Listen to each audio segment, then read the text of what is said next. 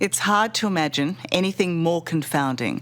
The idea that someone could deliberately hurt themselves over and over again, and all to make themselves feel better inside. It's a hidden epidemic, and yet doctors estimate at least 2 million Australians self-injure, usually by cutting into their own skin. Many sufferers are vulnerable teenagers, often dismissed as simply self-destructive or attention-seeking. But the young women you're about to meet say that's not what it's about. They also insist they don't want to die. In fact, they claim hurting themselves is the only way they can stay alive.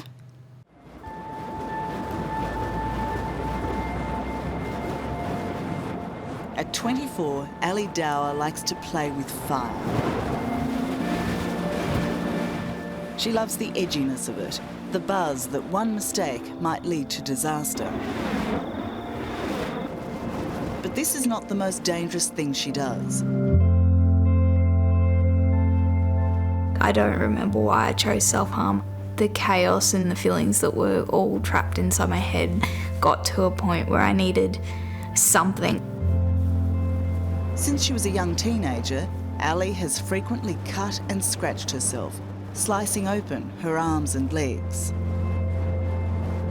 Self-harm has been her only way of coping with overwhelming anxiety. I was a balloon that was overfilled, and this little cut or this little scratch would open up a tiny section of the balloon and it wouldn't pop. It would just, I'd be able to release a little bit of pressure. Was it addictive?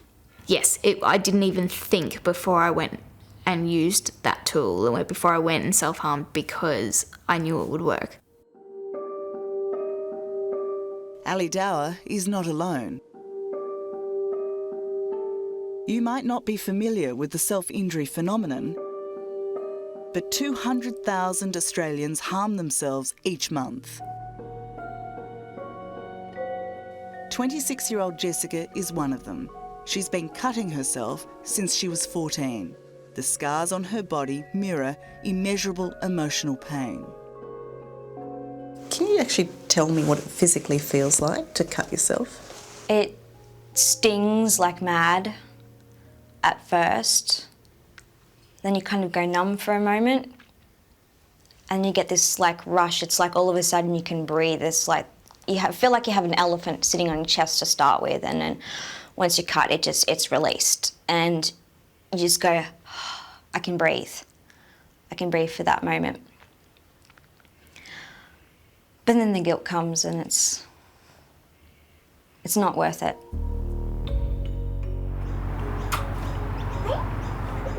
Jess and Ali have found the courage to let us into the secret world of self-harm. All they want is understanding for a condition that most often attracts loathing and ridicule. They both felt an inexplicable drive to hurt themselves, and once they started, they couldn't stop. I found the sharpest thing in the sewing kit and I just sliced up my arms, and that moment I kind of realised I'd found something to break the depression momentarily. As much as I hated it, I felt guilty and psycho and crazy, and I had no idea what I was doing. But you must have also felt good for you to keep doing it. Yeah, it gave me that temporary relief. Relief from the anguish of sexual abuse. For 2 years, from the age of 11, Jess was preyed upon by an adult close to the family. I thought that it was my fault, that I was the one who caused the sexual abuse to happen in the first place, that I was somehow luring that person. And yeah, I felt like everything was out of control, except the cutting. Yep. That's the only thing that I felt like I had control over. It's not just sexual abuse. The reasons people hurt themselves are many, but it's the numbers that really worry psychiatrist Professor Graham Martin. His own recent study identifies for the first time the true extent of this epidemic. 8% of our population has at some stage hurt themselves deliberately to manage some kind of emotion. 8%. Now you could say, well, 8%'s very small number really. It was nearly 2 million people. That's a lot of people in pain. Yes, it is a mix of sadness and anxiety and panic that is so painful they just can't put up with it. Here comes your dad. Here comes Daddy. Hi, Daddy. Hi, Daddy. If there's any need for proof that self-harm doesn't discriminate, meet Jo Fincham. It's a good playground. Great playground. And it's a great place to bring up kids. On the surface, she has everything. Yeah, it's... An idyllic existence on the land, a beautiful baby daughter, and the farmer, her husband Rob. We've talked about marriage and about living on the farm. Famously, Jo and Rob fell in love on Farmer Wants a Wife 3 years ago. You're gorgeous. But behind the fairy tale is a lifelong struggle with the urge to hurt herself. She's a cracker, isn't she? I remember it so clearly the first day that it happened, and sorry, just getting a bit sorry. It wasn't a conscious decision. It was just an immediate reaction. I just thought the first thing I had to do was to hurt myself, and that was the catalyst for the beginning of it, which went on for years. At 35, Jo last hurt herself 18 months ago. But still, she fights the impulse to cut, scratch or burn. There you are. Those who do it say it's about having some control in their life. But as Jo first discovered as a 14-year-old, it's a condition that very quickly takes control. At its worst, how often were you doing this to yourself? I would have been cutting or scratching myself daily.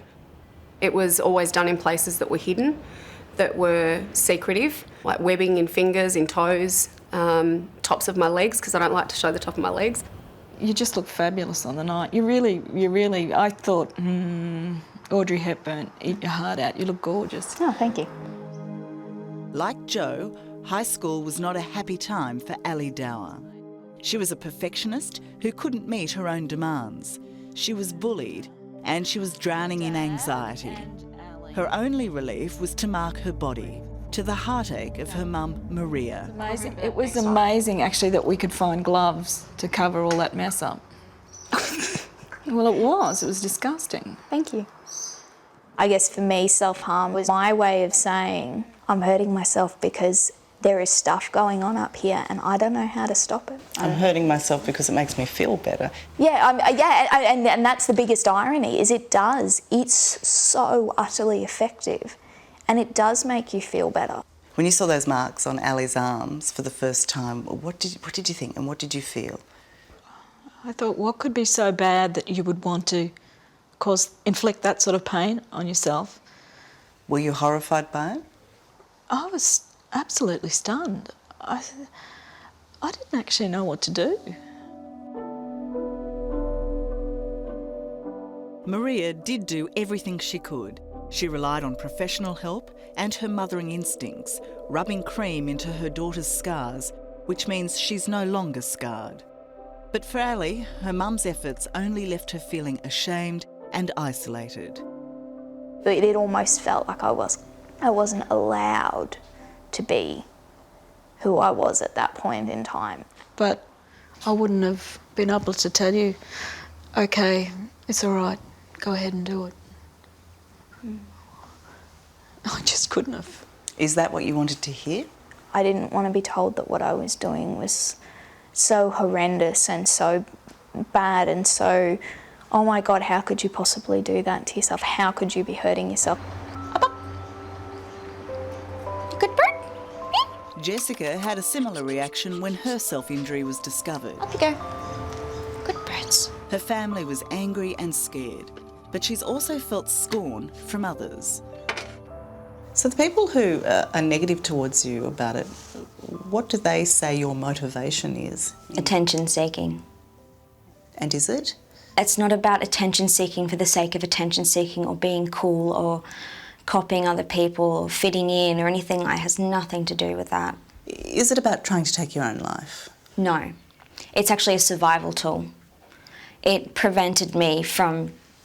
trying to take my own life for a very long time, because at least I had that moment of relief.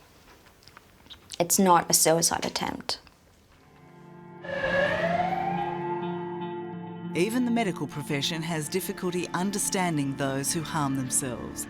According to Professor Graham Martin, some are loath to treat them with compassion or even anaesthetic. I hear of therapists running away. I hear of people in hospital running away, nursing staff who can't face up to somebody who's cut themselves deliberately because they're not important and they did it to themselves and they're just attention seeking. I don't believe any of that. I think when somebody goes to these lengths, they need help. It's a bit of a chance to have a bit of a chin wag about what's going on in schools. Jo Fincham is one who does want to help. How'd you cope with it? You know, if it's just breathing, I said this Regularly, Jo talks to young people in the hope they'll talk back. There is no shame in admitting that you have a problem, and there's no shame in admitting that you need help, because I'm quite normal and I was a self-mutilator. In some way, helping others gives Jo the strength to resist the baffling temptation to hurt herself when life gets tough. It's there, and it's something. Are you happy now? I'm really happy. Yeah, and you know, I've got a fantastic husband, I've got a beautiful family, I've got, you know, Darcy, our daughter, we're trying for another baby, and, you know, I just feel like life's really good at the moment. Everyone copes differently. Oh no! I missed the top. Ali uses a super list of strategies designed to take up every minute of her day. On top of full-time work and full-time study, there's Fruit Ninja.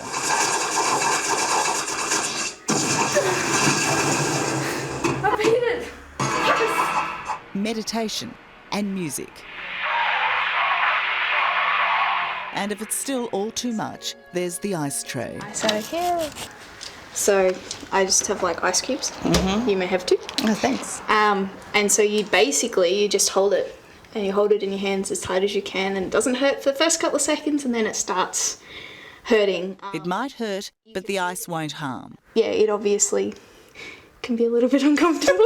It's cold. Yes. This technique satisfies the urge to cut without drawing blood or leaving scars. Does it actually feel like self-harm to you? Is this the actual sensation? It's like a dulled down version of self-harm.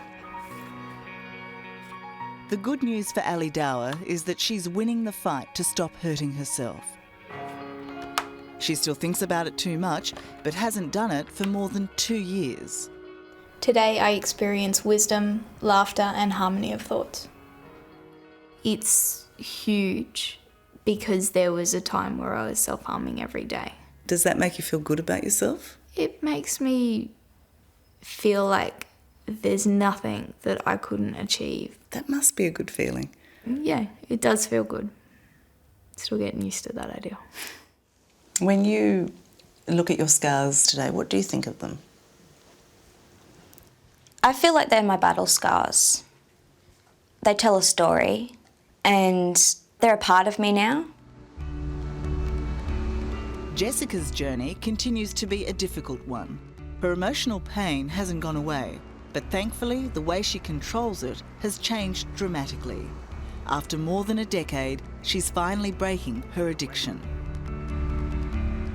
Do you think you'll ever stop? Yes. It's been 2 or 3 months now since I last harmed myself. But when did you last have the urge to do it? 2 days ago, but I'll stop eventually. I will stop. I hope so. I will.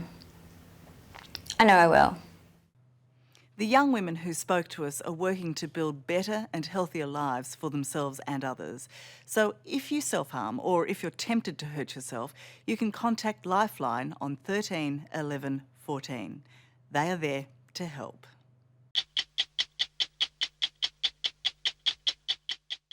Hello, I'm Tara Brown. Thanks for watching 60 Minutes Australia. Subscribe to our channel now for brand new stories and exclusive clips every week. And don't miss out on our extra minute segments and full episodes of 60 Minutes on 9now.com.au and the 9Now app.